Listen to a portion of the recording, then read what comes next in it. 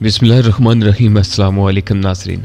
मुअज़्ज़ज़ नाज़रीन गिरामी, इस कहानी को मैंने आपके सामने पेश किया और अक्सर औक़ात कभी कभार ऐसा भी होता है कि इस कहानी में कुछ ऐसे मोड़ आ जाते हैं जो हमारे कई दोस्तों को पसंद नहीं आते।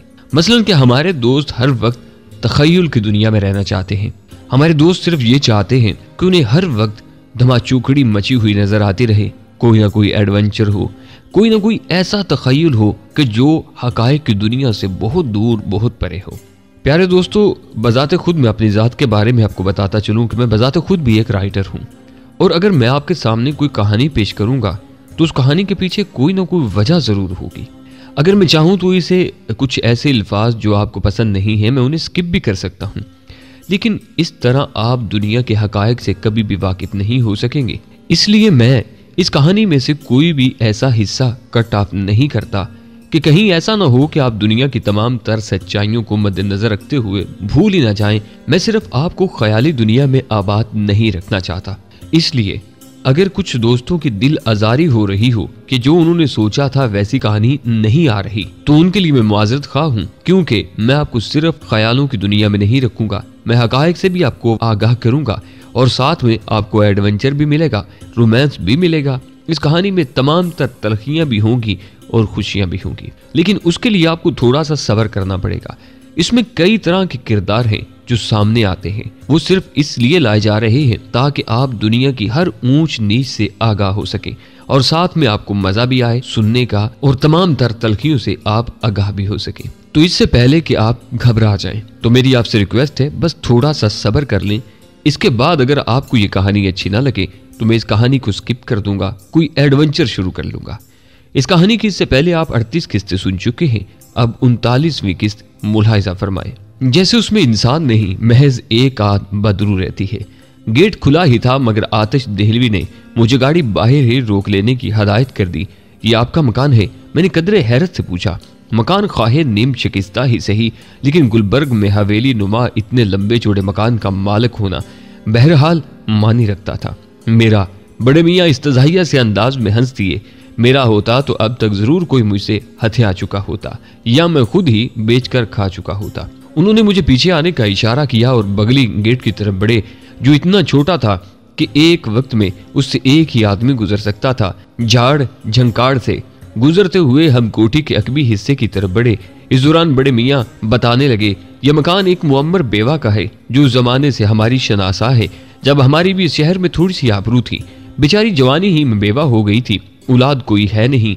तन्हाई से खौफजदा होकर निचली मंजर पर कुछ किरायादार रख लिए थे कि आमदनी का जरिया भी रहेगा और तन्हाई का खौफ भी नहीं सताएगा। तब से अब तक वो तीनों कुंबे यहीं बराजमान है, गो कि उनकी औलादें भी जवान हो गई हैं। दुनिया कहीं से कहीं पहुंच गई है।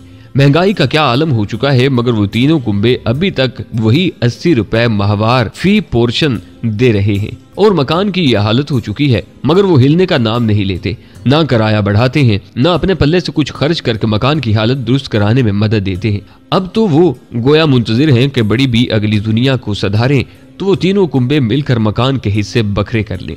बड़ी बी को अब तन्हाई से इतना खौफ नहीं आता जितना इन किराएदारों से आता है कि कहीं उनमें से कोई रात को मौका पाकर उनका गला न दबा दे। किसी हद तक तरस खाकर और किसी हद तक मसलहत के पेश नजर उन्होंने पिछली तरफ बना हुआ एक फाजिल स्टोर नुमा कमरा बिला किराया बरसों से मुझे दिया हुआ है।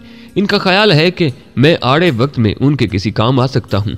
बड़े मियाँ ने इस्तज़ाहिया से अंदाज में कहका लगाया, अब कोई इस बेचारी से पूछे कि जो शख्स जिंदगी में खुद अपने किसी काम ना आ सका वो किसी दूसरे के क्या काम आएगा। हम पिछली तरफ पहुंच चुके थे। उस तरफ दीवार पर स्याह काई सी जमी हुई थी। नकासी वगैरह के जंक आलूद और रिश्ते हुए पाइपों के करीब से एक तंग और गोल जीना बल खाता हुआ दूसरी मंजिल पर जा रहा था।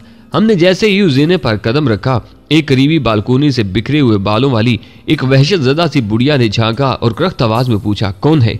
फिर उसकी निगाह हम पर पड़ी और उसने गोया इत्मीनान की सांस ली। हैरत है, आज तो बड़ी जल्दी घर आ गए हो, बुढ़िया बोली और जवाब का इंतजार किए बगैर बालकोनी की बत्ती बुझाकर वापस अंदर चली गई। महसूस तो नहीं होता कि यहाँ निचली मंजिल पर 3 कुंबे रहते हैं। मैंने इधर उधर देखते हुए कहा, कम वक्त सरे शाम सो जाते हैं और मुंह अंधेरे उठकर शोर शराबा शुरू कर देते हैं। अपने अपने कामों पर जाने की तैयारी किया करते हैं। मालूम होता है पूरी एक बटालियन जंग पर जाने की तैयारी कर रही है। बड़े मियाँ बोले। कमरे के दरवाजे पर पहुंचकर उन्होंने ताला खोला और अंदर पहुंचकर लाइट ऑन की। कमरा किसी बड़े से संदूक से मुशाबा था। छत इतनी नीची थी कि अगर मैं सही तौर पर तन कर खड़ा होता तो मेरा सर छत से टकराने लगता। यहाँ भी दीवारों और छत का प्लस्तर उखड़ चुका था। पहली नजर में तो शुबा ये होता था कि ये दर हकीकत कमरा नहीं, किसी रीछ की खूह है जो इंसानों का सरहन सहन सीखने की कोशिश कर रहा है।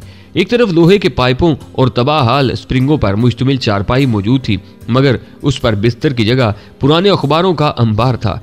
बिस्तर तकरीबन गठड़ी की सी शक्ल में फर्श पर पड़ा था। एक गोल तपाई पर पुरानी किताबें और न जाने किस तरह के काठ कबाड़ का इतना ऊंचा अंबार था कि छत को छू रहा था। एक कुर्सी पर अंग्रेजों के जमाने का एक टेबल फैन गर्दन टेढ़ी किए खड़ा था। धूल में उसका असल रंग छुप चुका था। एक कोने में रबड़ के पाइप से मुंसलिक गैस का एक चूल्हा ऊंधा पड़ा था। उसके गिर्द चंद गलीज बर्तन उल्टे सीधे पड़े थे। चूल्हे के गिर्द एक दायरे में फर्श पर न जाने क्या चीज स्याह काई की तरह जमी हुई थी। एक दीवार पर खूंटियों पर चंद कपड़े टंगे हुए थे। बाथरूम से किसी बर्तन में मुसलसल पानी टपकने की टप टप सुनाई दे रही थी।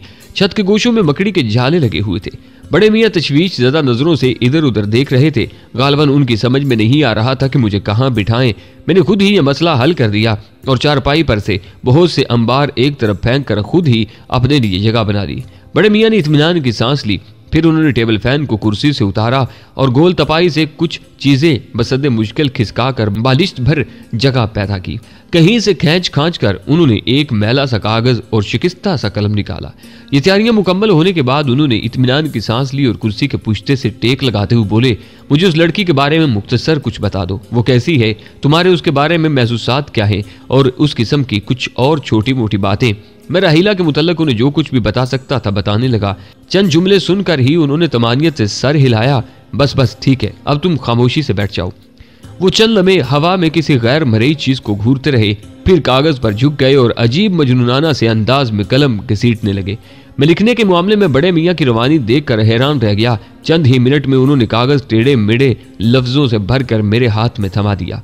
मैंने पढ़ना शुरू किया। बड़े मियाँ ने मेरी तरफ से लिखा था, मेरी अपनी कशाकशे हयात ने कई दिन तक खत लिखने की मोहलत न दी और जब लिखने बैठा तो सूरत ये रही कि कई दिन तक तुम्हें खत लिख लिख कर फाड़ता रहा। किसी खत से दिल मुतमिन नहीं हुआ। इल्फाज तुम्हारे शयान शान ही न लगे, जज्बे अजीम थे और इल्फाज हकीर। तुमसे मिलने से कबल गोया यकीन ही नहीं था कि इस दुनिया में तुम जैसी हस्तियां भी मौजूद होती हैं, इतनी अनमोल और दिल में समा जाने वाली कि जिनके तसव्वुर से ही रगोपै में सरूर और ठंडक सी फैल जाती है। मैं मर्द हूँ, इजहार मेरी कमजोरी है, लेकिन मैं महज मुकालमे नहीं लिख रहा बल्कि अपनी रूह की आवाज को लफ्जों की जिंदगी देकर तुम तक पहुंचाने की कोशिश कर रहा हूँ। तुम मेरी हस्ती में इस तरह शामिल हो चुकी हो कि अगर मैं खुद को तुमसे अलग कर दूं तो बाकी कुछ नहीं बचता। मैं तुम्हें समझा नहीं सकता कि तुम मेरे लिए क्या हो, बस इतना जान लो कि मेरी रूह तुमसे मोहब्बत के लिए तख्लीक की गई है। मुझे अपने आप से तुम्हारी खुशबू आती है। हर शाम के ढलते सूरज, हर शाम की शफक, हर रात की ठंडी चांदनी और हर सुबह ओस में भीगे हुए फूलों की महक ने मुझे तुम्हारी याद दिलाई। तुमसे अलग रहकर अपना वजूद यूं महसूस होता है जैसी पानी के ऊपर बुलबुला, न सबात न सुकून। अगर कुछ है तो तुम्हारी मखमूर निगाहों का तबस्सुम और हम दोनों के मुस्तकबिल की उम्मीदें। तुम्हारे चेहरे की धमक, हंसी की खनक और प्यार की धनक से मेरी जिंदगी इबारत है। कभी कभी मुझे लगता है कि मैंने अपना दिल निकाल कर शम्मा के शोले पर रख दिया है और वो कतरा कतरा शम्मा के आंसुओं के साथ पिघल रहा है। तुम्हारी मोहब्बत ने मुझे एक जिद्दी बच्चा बना दिया है जो चांद को अपने घर के आंगन में उतारने की जिद करता है। तुम्हारी जात का चांद अगर मेरे घर के आंगन में ना उतरा तो शायद जिंदगी मेरे लिए कोई ऐसी चीज न रहे कि जिसमें दिलचस्पी ली जाए। क्या तुम भी मेरे बारे में यही सब कुछ सोचती हो? तुम्हारा अपना। खत पढ़कर मैंने कदरे हैरत से बड़े मियाँ की तरफ देखा, फिर उस कमरे के वहशतज़दा माहौल पर नजर डाली। बड़े मियाँ मुश्तबा सी नजरों से मेरा जायजा ले रहे थे। आंखें सुकेरते हुए बोले, क्या देख रहे हो? यकीन नहीं आ रहा कि ये खूबसूरत खत इस बेहुदा और इतनी बेआरामी के माहौल में लिखा गया है।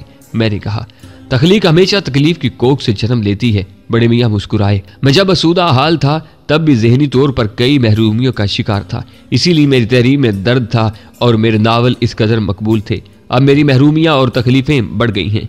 मैं चाहूँ तो पहले से ज्यादा अच्छा लिख सकता हूँ, मगर अब लिखने से दिल ही उचाट हो गया है और फिर मुझे खपती समझकर कोई मुझसे कुछ लिखवाने पर इसरार भी नहीं करता। बहुत बहुत शुक्रिया। मैंने खत तह करके जेब में रखकर उठते हुए कहा, आपका ठिकाना तो मैंने देख ही लिया है। आइंदा जब भी मुझे खत लिखवाना होगा मैं हाजिर हो जाऊंगा।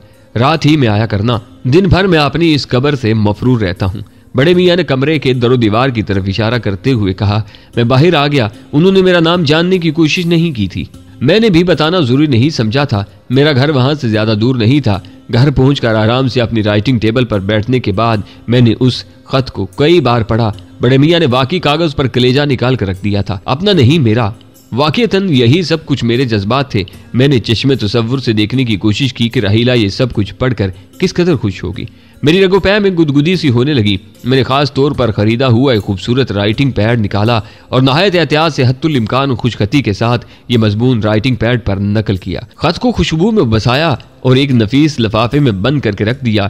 मैं जब सोने के लिए लेटा तो मुझे अपनी उस सारी कार्रवाई पर कुछ हंसी भी आई। अजीब बचकानापन था मेरी इन तमाम हरकतों में, लेकिन फिर मैंने अपने आप को तसल्ली दी कि इश्क में यही सब कुछ होता है। सारी ज़हनी पुख्तगी हवा हो जाती है। अपने आप पर इख्तियार ही कब रहता है। यही सब कुछ भला लगता है जो मैं कर रहा था। सही मानों में मोहब्बत में गिरफ्तार ही मैं अब हुआ था। दूसरी सुबह उस खत को पोस्ट करने के बाद मुझे कुछ करार सा आया, लेकिन कुछ ही देर बाद जवाब के इंतजार की बेकरारी शुरू हो गई। हालांकि मुझे मालूम था कि अभी तो खत मंजिल की तरफ रवाना भी नहीं हुआ होगा, लेकिन इश्क में मुंतकी जवाज भला कब चलते हैं। दूसरे रोज में जहाज से पिशावर रवाना हो गया। वहां से मुझे एक और सरहदी इलाके की तरफ रवाना होना था और बहुत बड़ी खेप लेकर आना था। ग्रोह के दूसरे 2 अरकान भी मेरे साथ थे, लेकिन हम बज़ाहिर अजनबियों की तरह कतीला तलकी से सफर कर रहे थे। माल लाने, खेप को खरीदारों तक पहुंचाने और रकम की वसूली में कई दिन लग गए। मैं वापस लाहौर पहुंचा तो कासम खान हस्बे प्रोग्राम लंदन जा चुका था और उसकी वापसी का कोई हतमी प्रोग्राम नहीं था। उसकी वापसी तक रकम मेरी ही तहवील में रहनी थी। रकम बहुत बड़ी थी। मैं चाहता तो लेकर फरार भी हो सकता था। इतनी रकम से बहुत कुछ किया जा सकता था। और फिर कासम खान के लिए मेरे दिल में कुछ ऐसी अपनाइयत और हमदर्दी भी नहीं रही थी। लेकिन मैं एकदम बड़ा हाथ मारकर अपनी जड़ें काटने के बजाय आहिस्ता आहिस्ता और थोड़ा थोड़ा फायदा उठाकर अपनी जड़ें मजबूत करने का कायल था। और कासम खान के साथ रहते हुए अपनी जड़ें मजबूत करने का तरीका मैंने सोच लिया था।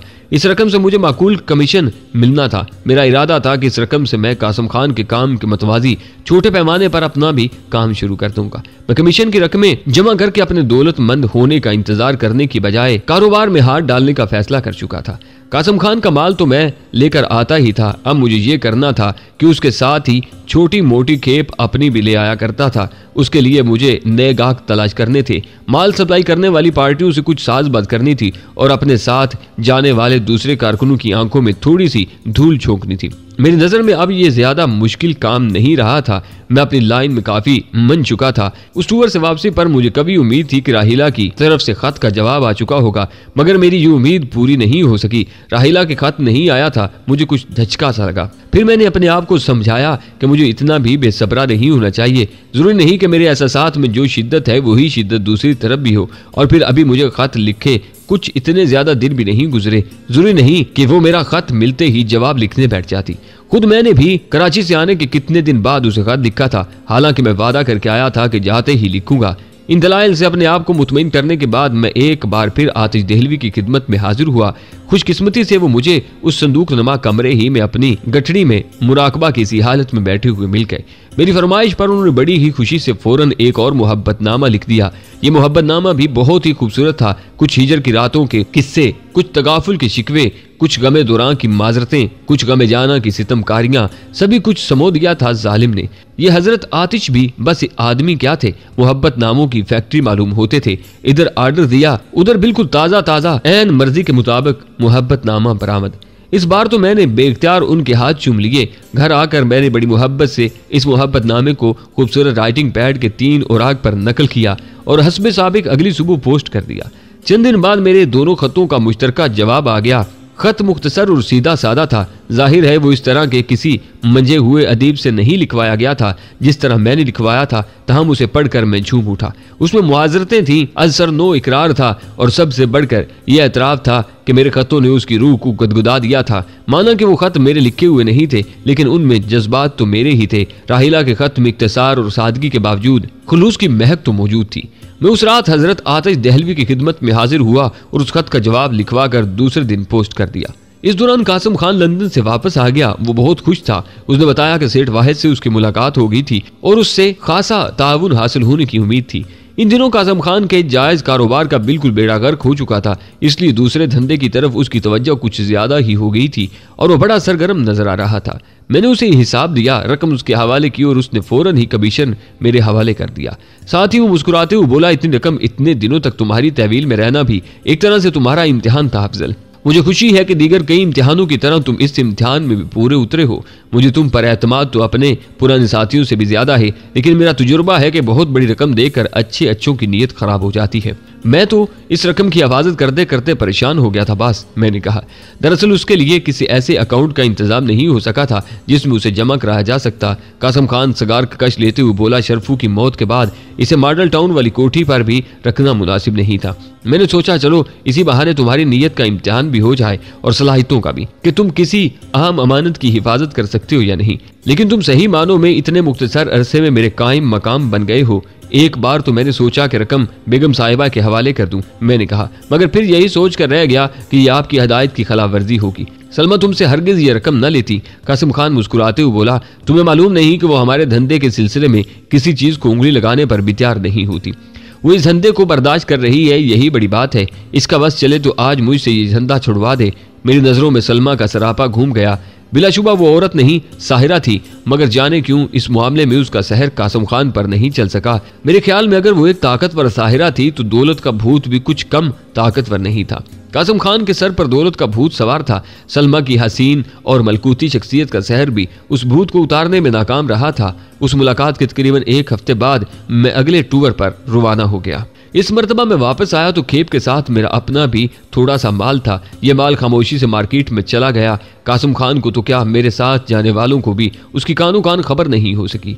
इस सौदे का मुनाफा मेरे कमीशन के अलावा था, यानी इस फेरे में मुझे दोहरा फायदा हुआ था। इस मौका पर मेरे दिल में शरफू की याद का ख्वाबीदा जख्म जाग उठा। अगर वो जिंदा होता तो शायद मैं उसके साथ मिलकर अपनी इस पहली कामयाबी का छोटा मोटा जश्न मनाता, लेकिन असल बात में शायद उसे भी न बताता कि ये जश्न किस सिलसिले में है। ये महसूस करके मुझे हैरत हुई कि इस बार शरफू की याद में वो शिद्दत नहीं थी कि दिल लहू लहू हो जाता। एक ठेस सी जाग उठी थी। अफसरदगी की एक लहर आकर गुजर गई और बस रफ्ता रफ्ता हर जाने वाली की याद का जख्म भर ही जाता है। और मेरे दिल के जख्म तो कुछ ज्यादा ही तेजी से भरते थे। ये शायद एक तरह से कुदरत की अनायत ही थी। बहरहाल मैंने अकेले ही थोड़ी बहुत अयाशी कर ली। दूसरे दिन राहिला का खत आ गया। मेरी सरशारी कुछ और बढ़ गई।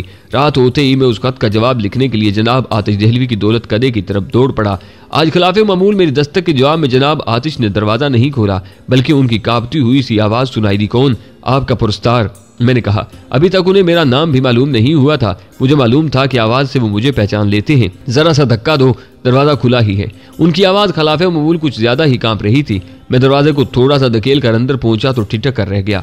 बड़े मियाँ फर्श पर बिछे हुए गद्दे पर चित पड़े थे। उनकी पेशानी पर पट्टी बंधी हुई थी। चेहरे के ढलके हुए गोश्त पर नील नुमाया तौर पर नजर आ रहे थे। निचला होंठ बुरी तरह सूजा हुआ था और हाथ पर भी पट्टी बंधी हुई थी। शायद उन्होंने चेहरे पर किसी दवा की मालिश भी की थी। चिकनाई सी चमक रही थी। ये आपको क्या हुआ? मैंने तशवीश ज़दा अंदाज में उनके करीब पहुंचकर पूछा। उनकी हालत देखकर मुझे वाकई धचका लगा था। जुर्मे ज़ईफ़ी की सजा मिली है। उन्होंने मखमूम अंदाज में मुस्कुराने की कोशिश की, लेकिन महज करहा कर रह गए। साफ साफ बताइए कि हुआ क्या है? मैंने गहरी संजीदगी से कहा। अरे कोई खास बात नहीं है। उन्होंने मेरे बाजू का सहारा लेकर उठने की कोशिश की, लेकिन नकाहत के सबब कामयाब न हो सके। तुम खत लिखवाने आए हो ना? मेरा दायां हाथ तो ठीक है, मैं अभी लिख देता हूँ, जरा मुझे सहारा देकर उठाओ। अजी आप गोली मारे खत को, आप लेटे ही रहें और पहले मुझे तफसील से बताएं कि आपको हुआ क्या है। मैंने झुंझला कर कहा, तुम मालूम किए बगैर नहीं रहोगे। उन्होंने गहरी सांस ली और एक लम्हे के तवक्कुफ के बाद बोले, मालूम नहीं मैंने तुम्हें बताया था या नहीं कि वो जो ज़ेबुन निसा है ना, वही बुढ़िया जिसे तुमने पहली मर्तबा यहाँ आते वक्त देखा था, इस मकान की मालिक, उसने अपने किरायादारों पर केस किया हुआ है। आसार पैदा हो चले हैं कि वो केस जीत जाएगी। उस पर एक पोर्शन में रहने वाले किराएदार अब्दुल गफूर का जवान बेटा मंजूर बहुत चिरागपा है। वो जरा बदमाशी में भी पाउन धरता है। बाकी दो किराएदार जरा शरीफ तबीयत के हैं। उनकी बदमाशी बस इतनी है कि जमे बैठे हैं। मौका से फायदा उठाते हुए उन्होंने 15 साल में ना तो किराया बढ़ाया है ना खाली करते हैं, लेकिन उनके तेवरों से पता चलता है कि अदालत का जो भी फैसला होगा वो उसे बेचुचरा तस्लीम कर लेंगे और इस पर अमल करेंगे। उन्होंने कभी बदतमीजी नहीं की, कभी ज़ेबुन्निसा से उलझने की कोशिश नहीं की। लेकिन ये जो नौजवान है मंजूर, उसे जब से एहसास हुआ है कि केस उन लोगों के हक में नहीं जा रहा, तब से सख्त मुश्तिल है। कल किसी बात पर नीचे बरामदे में ज़ेबुन्निसा से उलझ पड़ा, गंदी गंदी गालियां देने लगा, उसकी उम्र का भी लिहाज नहीं किया। शोर सुनकर मैं पहुंचा तो ज़ेबुन्निसा ने काबिल रहम अंदाज में मेरी तरफ देखा, जैसे इस दुनिया में सिर्फ मैं ही वो शख्स हूं जो उसकी कोई मदद कर सकता है। मैंने मंजूर से सिर्फ इतना ही कहा कि ज़ेबुन्निसा उसकी माँ की उम्र की है, उसे कम अज कम इस औरत को गालियां तो नहीं देनी चाहिए। मंजूर तो गोया मुंतजिर ही था कि कोई अगर बीच में कुछ बोले। उसने ताबड़तोड़ मुझे कई घूंसे रसीद कर दिए, मेरी कलाई मोड़ दी। वो तो मैं चकरा कर गिर पड़ा, वरना वो मालूम नहीं मेरा क्या हशर करता। यही नहीं, उसने तो मेरी और ज़ेबुन्निसा की बुजुर्गी का जरा भी ख्याल किए बगैर हमारे मरासम के बारे में ऐसी शर्मनाक बातें कर डाली कि हमारा जमीन में समा जाने को दिल चाहने लगा। ज़ेबुन्निसा अभी थोड़ी देर ही पहले उठ कर गई है, बहुत रो रही थी बेचारी अपनी बदनसीबी पर। दुनिया में इसका कोई हैर ही नहीं, मेरी मरहम पट्टी उसी ने की है। आप लोगों ने पुलिस को इतला नहीं दी? मैंने पूछा। क्या फायदा होता पुलिस को इतला देने का? आतिश झेलवी मगमूम से अंदाज में मुस्कुराए। पुलिस इस किस्म के मामलात को अहमियत नहीं देती, खुसूसन जिन लोगों का केस अदालत में चल रहा हो। उनका मौक़िफ़ यही होता है कि किराएदारों और मकान मालिकान के झगड़े तो चलते ही रहते हैं, कहीं ज्यादती मालिक मकान की होती है और कहीं किराएदार की। इन गुत्थियों को सुलझाना अदालतों का काम है। अलबत्ता अगर सूरत हाल बहुत संगीन हो जाए, कत्ल वगैरह की नौबत आ जाए, तो फिर पुलिस तवज्जो देती है। इस किस्म का झगड़ा पहले भी हो चुका है। उस वक्त ज़ेबुन्निसा थाने चली गई थी। पुलिस ने दोनों फरीकों को समझा बुझाकर घर भेज दिया था। पैसा ज़ेबुन्निसा के पास है नहीं कि इस किस्म के कामों में खर्च कर सके, कोई जरिया आमदनी ही नहीं है। मियाँ बस ये मकान और थोड़ी बहुत पूंजी छोड़कर इस दुनिया से रुखसत हो गया था। काफी अरसे से बेचारी चाह रही है कि इस मकान को बेचकर कोई छोटा मोटा कमरा लेकर रहने लगे और बाकी रकम से गुजर औकात करे। एक कमरे से ज्यादा की उसे जरूरत नहीं है, मगर मुतनाज़ा होने की वजह से कोई उसका गाहक ही नहीं बनता। बहरहाल सब्र का फल मीठा होता है। शायद अब अदालत ज़ेबुन्निसा के हक में फैसला दे दे और इस तरह उसके मसाइल हल हो जाएं। अच्छा खैर छोड़ो, मैंने भी तुम्हें किन दुखड़ों में उलझा लिया, मैं तुम्हें खत लिख कर देता हूँ। उन्होंने एक बार फिर उठने की कोशिश की, लेकिन मैंने उनके सीने पर हाथ रखकर उन्हें उठने से बाज रखा। यह मंजूर रहता कौन से पोर्शन में है? मैंने सरसरी लहजे में पूछा। बड़े गेट की तरफ जो सबसे पहले पड़ता है, बड़े मियाँ ने जवाब दिया। मैं अभी आया।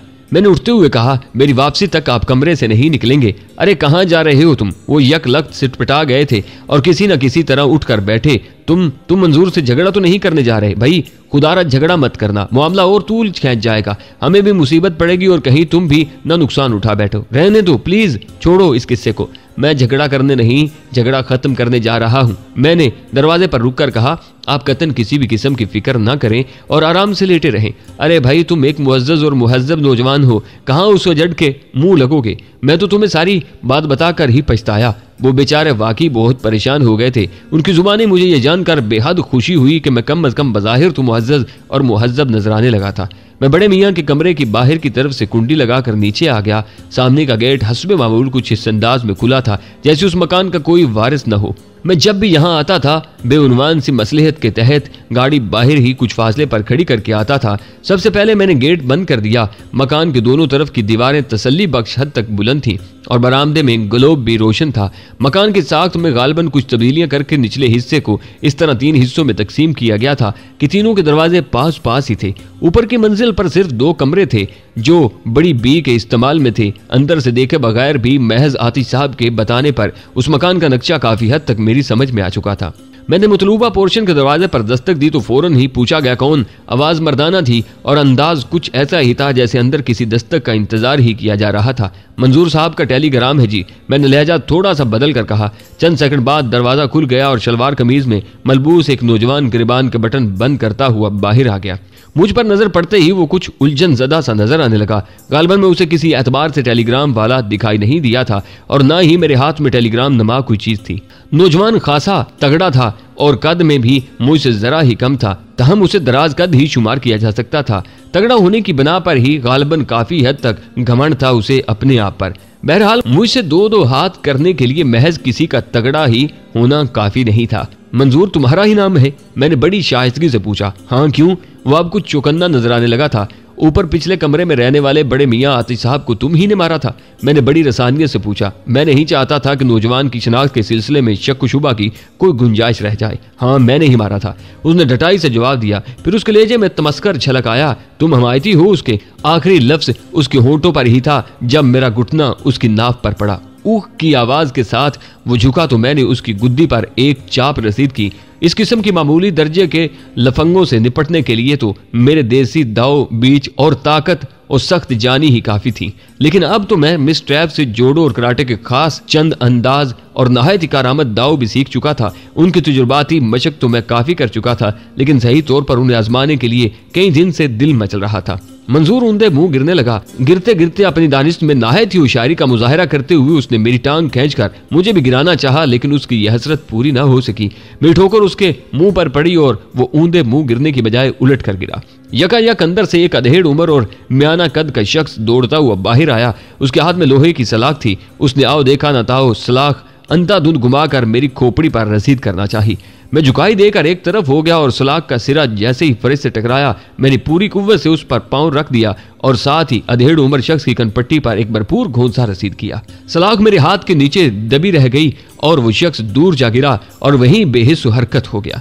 उसके लिए कनपट्टी पर एक घोंसा ही काफी था। उसके साथ ही अंदर से 2-3 औरतें दरवाजे पर आ गईं और अबैन करने के अंदाज में चीखने ही लगी थीं। बचाओ बचाओ कि मैंने फुर्ती से रिवाल्वर निकालकर मंजूर की कनपट्टी पर रख दिया। खबरदार, अगर किसी औरत ने जरा भी आवाज निकाली तो मैं मंजूर को गोली मार दूंगा। मैंने गजबनाक लहजे में कहा। औरतों को जैसे सांप सूंघ गया और उनमें से एक ने तो मुंह में दुपट्टा ठोंस लिया। मैंने एक नजर में ही उनका जायजा ले लिया। उनमें से 2 जवान और एक अधेड़ उम्र थी। गालबन वो मंजूर की माँ थी। मुंह में दुपट्टा उसने ठोंसा था। वो अधेड़ उम्र शख्स जो एक घोंसा खाकर इंटा गफील हो गया था, गालबन मंजूर का बाप था। तीनों औरतें सख्त दहशत ज़दा नजर आ रही थी। मैंने घुटे घुटे लहजे में कहा, मैं मंजूर को जान से मारने नहीं आया, सिर्फ थोड़ा सा सबक देने आया हूँ। लेकिन अगर तुम लोगों ने शोर शराबा किया तो मैं इसका पत्ता साफ ही कर दूंगा। वैसे शोर शराबा करने का कोई फायदा भी नहीं। इस इलाके में शोर शराबा सुनकर कोई किसी की मदद को नहीं आता। इस दौरान मंजूर के हवास शायद किसी हद तक बहाल हो गए थे। उसने गालबन ये समझा था कि मैं पूरी तरह औरतों की तरफ ही मुतवज्जा हूँ। उस वक्त तक वो उठ चुका था और मैंने रिवाल्वर उसकी कनपट्टी से हटा लिया था और मैं खुद भी सीधा खड़ा हो चुका था। मंजूर ने कमाल जुरात का मुजाहरा करते हुए मेरे रिवाल्वर पर झपटने की कोशिश की। मैं उसकी तरफ से गाफिल नहीं था। रिवाल्वर तो उसके हाथ नहीं आया, अलबत्ता उसका दस्ता उसके मुंह पर पड़ा। मेरा ख्याल है इसके 2-3 दांत उसका साथ छोड़ गए थे।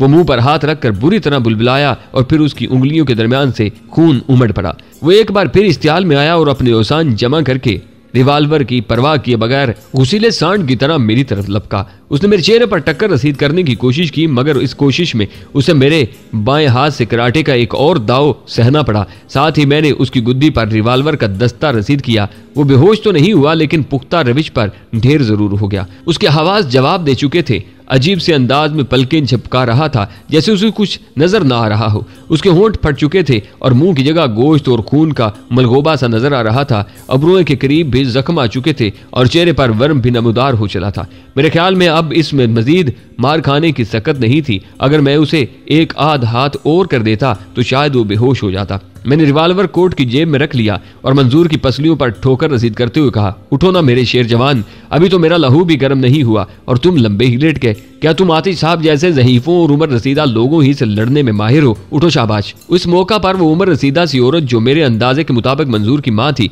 खामोश न रह सकी। मुंह में ठुंसा हुआ दुपट्टा निकाल कर वो आगे बढ़ी और मेरे पैरों में गिरने लगी, मगर मैंने उसे उसका मौका नहीं दिया और जल्दी से पीछे हट गया। मैंने बाजू से पकड़कर उसे सीधा खड़ा कर दिया। इसे माफ कर दे बेटा, इसे माफ कर दे। वो हाथ जोड़ते हुए बोली। मैंने उसे पहले ही मना किया था कि बूढ़े आदमी पर हाथ न उठा, मगर इसे अपनी ताकत दिखाने का कुछ ज्यादा ही जोश चढ़ा हुआ था।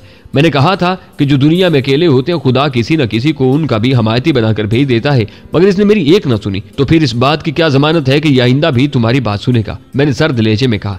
मेरा ख्याल है मुझे इसकी समात बेहतर बनाने का कोई बंदोबस्त करना पड़ेगा ताकि ये आइंदा माँ की बात अच्छी तरह सुन सके। आइंदा ये आतिश साहब की तरफ आंख उठाकर भी नहीं देखेगा, ये मेरा वादा है। ख्वाह इससे अपनी बात मनवाने के लिए मुझे कुछ भी करना पड़े। औरत गिड़गिड़ाई। देखो बीबी, गौर से मेरी बात सुनो। मैंने रुमाल के जरिए अपनी टाई पर से खून का एक छींटा साफ करते हुए कहा, तुम्हारा या दूसरे किराएदारों का मकान मालिक से जो झगड़ा चल रहा है उसे मुझे कतन कोई दिलचस्पी नहीं। मैं चाहूं तो तुम सबको सामान समेत उठवा कर रावी में भी फिकवा सकता हूं, लेकिन मैं ऐसा नहीं करूंगा। हाँ, इतना जरूर चाहूंगा कि अदालत जो भी फैसला दे उस पर तुम सब बिला चूं चरा अमल करना। इससे ज्यादा मुझे तुम्हारे झगड़े से कोई दिलचस्पी नहीं, लेकिन मुझे इन दो ज़ईफ और बेसहारा अफराद की खैर-ओ-आफियत से जरूर दिलचस्पी है। मैं नहीं चाहता कि कोई भी शख्स बड़ी बी ज़ेबुन्निसा या बड़े मियाँ आतिश साहब को जरा सी भी ज़हनी या जिस्मानी तकलीफ पहुंचाए। हालांकि उन दोनों को मैं सही तौर पर जानता भी नहीं और ना ही वो मुझसे सही तौर पर वाकिफ हैं, लेकिन इस मामले में तुम मुझे एक तरह का खुदाई फौजदार कह सकती हो। मेरा मकसद सिर्फ इतना ही है कि तुम लोगों में से कोई भी उन दोनों को कोई तकलीफ न पहुंचाए और बस। अगर मेरी इस हदायत पर अमल हुआ तो तुम में से भी किसी को आइंदा कोई तकलीफ नहीं पहुंचेगी, समझी? तुम बिल्कुल इत्मीनान रखो। बड़ी भी जल्दी से हंसा हिलाकर बोली। मुझे यकीन था कि बाकी दो पोर्चनों के दरवाजों के अकब में भी यकीनन मकीन मौजूद थे और कई आंखें दरजों से झांक रही थी, मगर उन्होंने बत्तियां नहीं जलाई थी। यकीनन वो लोग सब कुछ देख चुके थे और मेरी तकरीर दिल पजीर भी अच्छी तरह सुन चुके थे, मगर जाहिर यही कर रहे थे कि वो तो अपने घरों में बेखबर सोए हुए हैं। मैंने मंजूर को गिरबान से पकड़कर उठाया। वो मकबूतुल हवासों की तरह इधर उधर को डोल रहा था। तुमने भी मेरी बात अच्छी तरह सुन ली है ना? मैंने उसकी पसलियों पर हल्का सा घूंसा रसीद किया। वो बुलबुलाया और उसके मुंह से खून के कई छींटे उड़कर मेरे कोट, टाई और शर्ट पर आ गिरे। मुझे बेहद अफसोस हुआ कि मैंने उस कमबख्त को आखिरी पंच ना ही रसीद किया होता तो अच्छा था। घुसा खाकर उसने जल्दी से इस बात में सर हिला दिया। अगर चाहो तो जाकर इस वाक़े की रिपोर्ट दर्ज कराने की कोशिश कर लेना। मैंने उसके गिरबान को झटका देते हुए कहा, लेकिन जाने से पहले अपने कफन दफन की तैयारी मुकम्मल कर जाना, क्योंकि थाने से वापसी पर शायद तुम जिंदा घर न पहुंच सको।